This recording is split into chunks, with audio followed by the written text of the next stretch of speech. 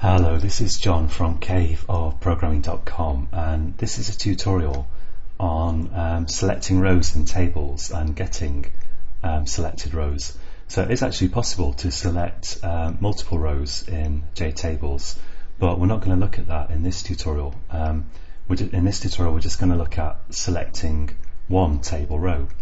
And the idea is, so I've got this application here and I can import data into it.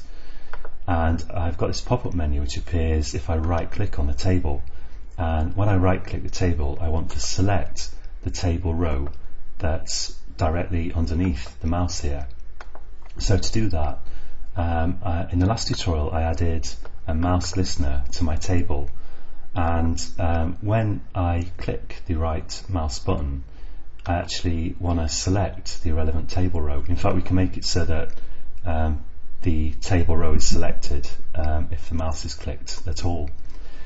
And to do that, I'm gonna use a method of table that returns the row that's at a certain point. So in mouse pressed, actually, in here, I'm gonna say int row equals table dot row at point.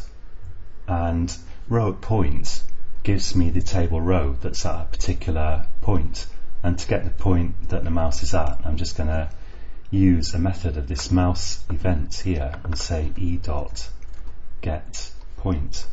like that.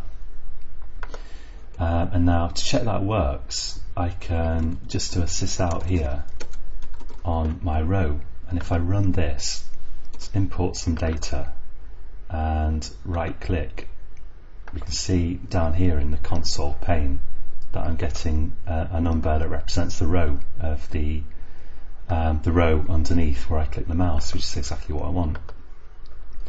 Now to select that row I need to use the selection model of the table, because if I say table dot get selection model, where are we, get selection model, that returns me a object that deals with the selections on the table, and I want to say get selection model dot select dot add, I think it's set selection, so set selection interval, that's the one.